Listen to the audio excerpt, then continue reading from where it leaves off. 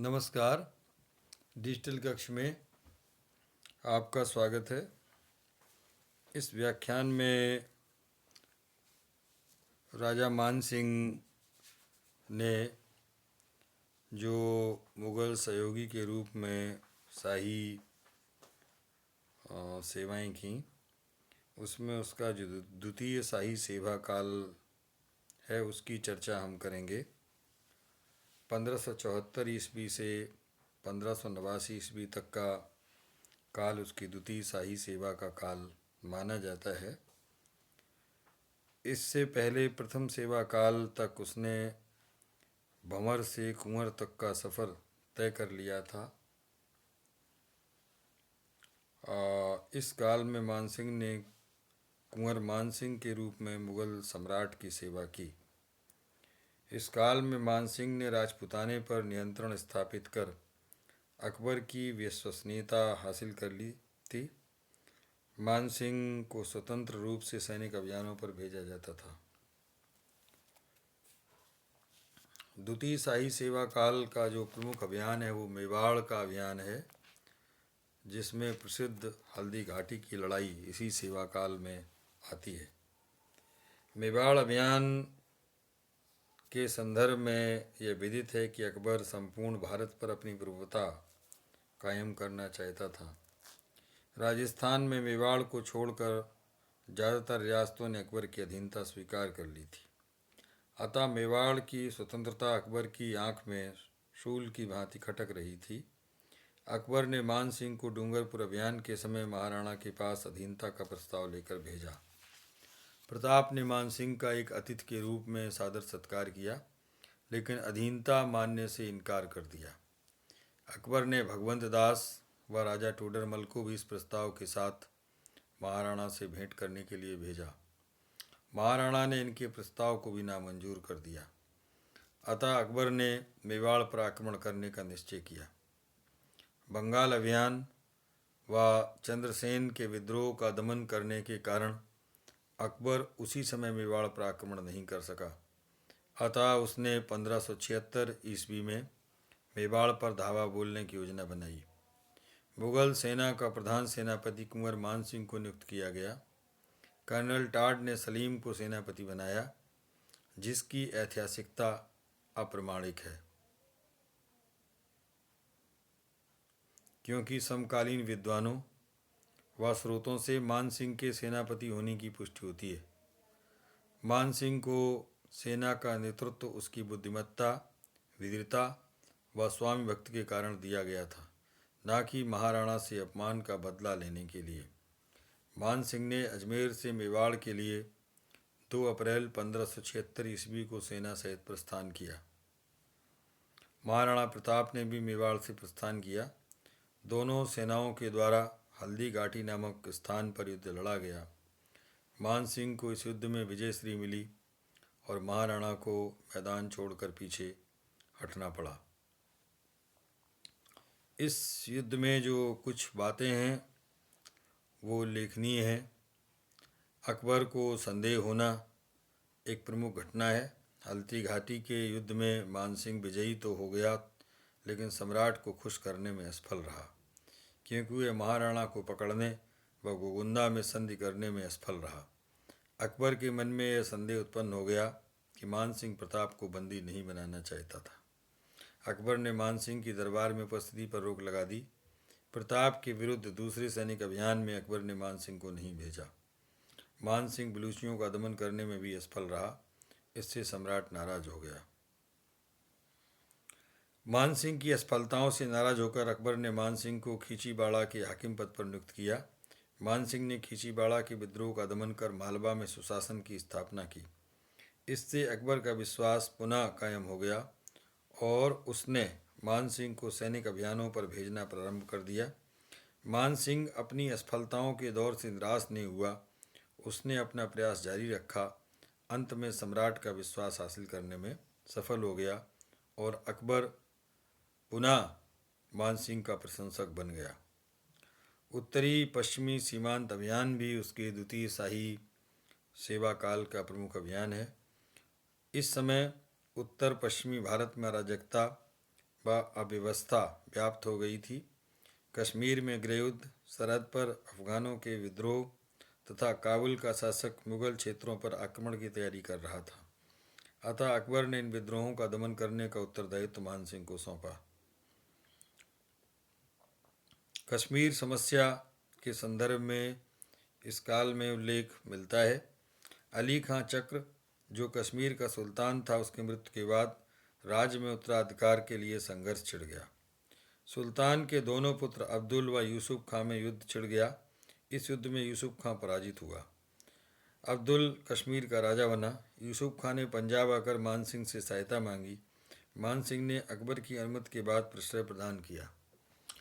काबुल अभियान 1580 में इस द्वितीय शाही सेवा काल में मान सिंह ने संपन्न किया।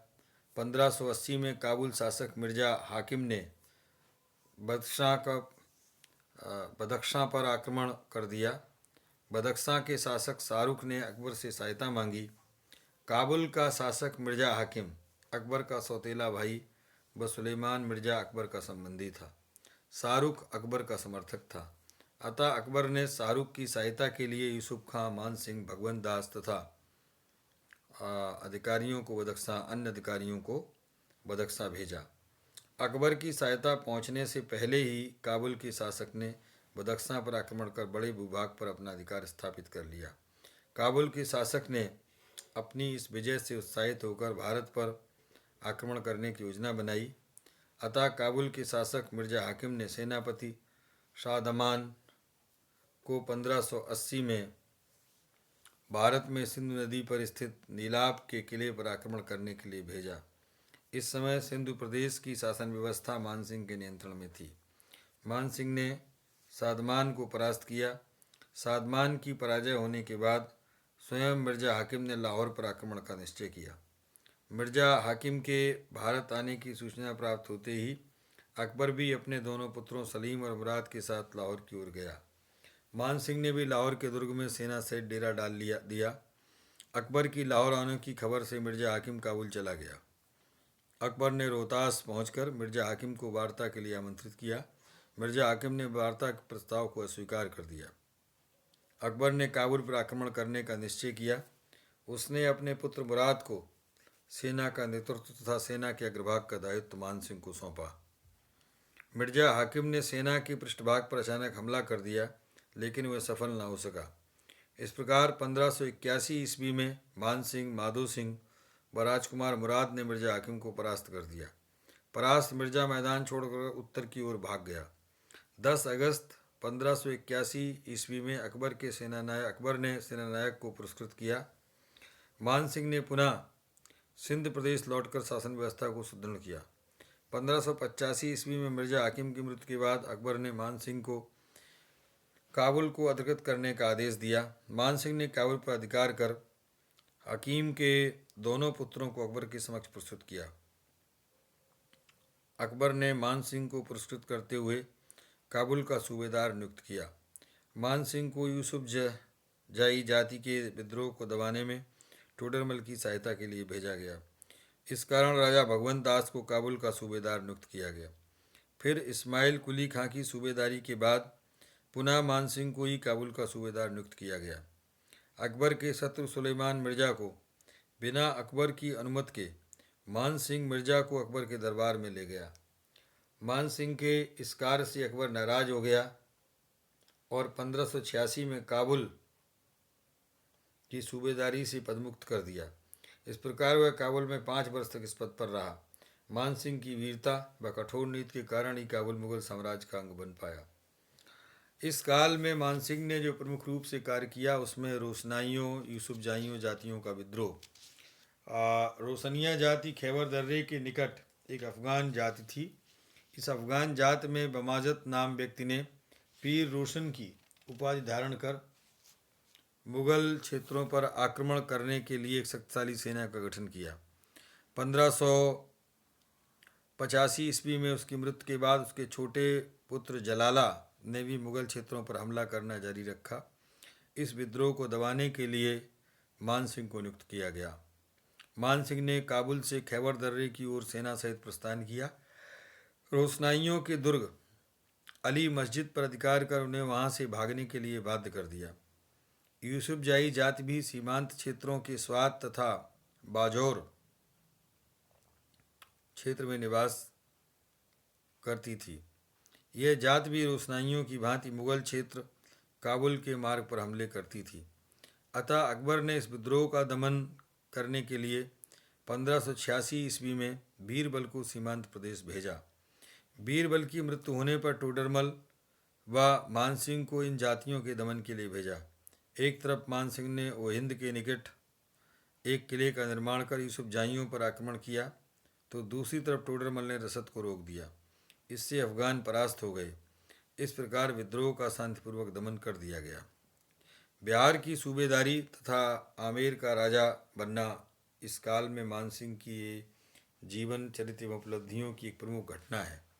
बिहार की सूबेदारी और आमेर का राजा बनाने के सिलसिले में यह उल्लेखनीय है कि काबुल की सूबेदारी से स्थानांतरित कर 1587 ईस्वी में मानसिंह को बिहार का सूबेदार बनाया गया था। इस समय बिहार में चारों ओर अव्यवस्था व अराजकता व्याप्त थी। स्थानीय सरदार व राजा स्वतंत्र शासक के समान आचरण करते थे। अफगान शासक पानीपत की हार के बावजूद पुनः अपनी सत्ता बिहार में स्थापित करना चाहते थे। अतः मानसिंह ने मुगल वंश की बिहार में सुदृढ़ स्थापना करने के लिए विद्रोहियों के दमन की योजना बनाई।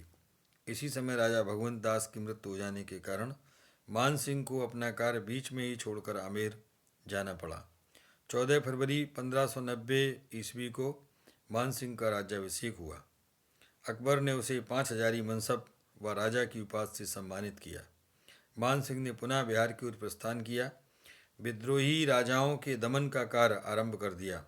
बिहार की सूबेदारी मानसिंह के जीवन इतिहास का गौरवपूर्ण अध्याय है। इस अध्याय में उसने अनेक सफलताएं अर्जित की। सर्वप्रथम गिद्धौर के राजा पूर्णमल, जो कि स्वतंत्र शासक की भांति आचरण कर रहे थे, उन पर मानसिंह ने आक्रमण किया। गिद्धौर का क्षेत्र पटना के पूर्व में स्थित था। मानसिंह ने किले पर चढ़ाई कर किले पर अधिकार कर लिया। राजा पूर्णमल ने सम्राट की अधीनता स्वीकारते हुए अपनी पुत्री का विवाह मानसिंह के भाई चंद्रभान से कर दिया। पटना के पूर्व में ही स्थित खड़गपुर की तरफ मानसिंह बढ़ा। खड़गपुर के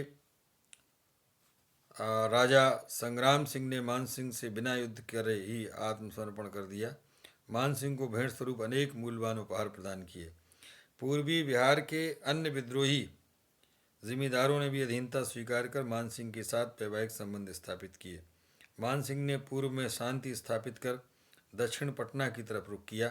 दक्षिण पटना के गया जिले में अनंत चेरू के विद्रोह को कुचलकर सुशासन की स्थापना की।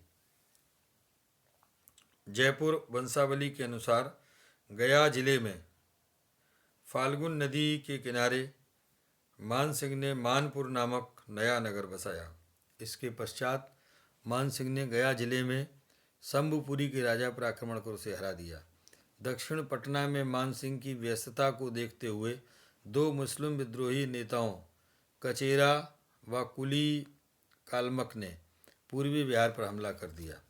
इन विद्रोही नेताओं ने पूर्णिया, ताजपुर व दरभंगा को लूटने के पश्चात हाजीपुरा की ओर अपने कदम बढ़ाए। विद्रोहियों के हाजीपुरा की ओर बढ़ने से राजधानी पटना असुरक्षा के घेरे में आ गई। बिहार अभियान के दौरान मानसिंह ने पटना की सुरक्षा का उत्तरदायित्व अपने पुत्र जगत सिंह को सौंपा था। अतः जगत सिंह ससैन्य हाजीपुर की तरफ गया। जगत सिंह के आते ही विद्रोही भाग गए, साथ में बहुत सारा लूट का माल छोड़ गए। मानसिंह भी शीघ्र ही हाजीपुर पहुंच गया। प्राप्त लूट का माल व 54 हाथियों को अकबर के समक्ष लाहौर में प्रस्तुत किया। मानसिंह के सफल सैनिक अभियान से अकबर को अत्यधिक प्रसन्नता हुई। इस प्रकार 1589 तक का जो ये दूसरा शाही सेवा का काल है मानसिंह का, ये बहुत ही उत्कृष्ट काल है और इसमें जो विभिन्न घटनाएं हैं वो उसके उपलब्धियों का एक मजबूत लेखा जोखा प्रस्तुत करती हैं। आगे के व्याख्यान में हम उसके तृतीय सेवा काल की बातचीत करेंगे। अभी इस व्याख्यान में इस द्वितीय सेवा काल के संदर्भ में यदि आपके मन में कोई जिज्ञासा है, कोई प्रश्न है तो अवश्य पूछें। मानसिंह मुगल सहयोगियों में से प्रमुख सहयोगी के रूप में याद किया जाता है। और इस संदर्भ में आपको अगर कोई जिज्ञासा हो तो आप कमेंट बॉक्स में अपना कमेंट अवश्य लिखें। धन्यवाद।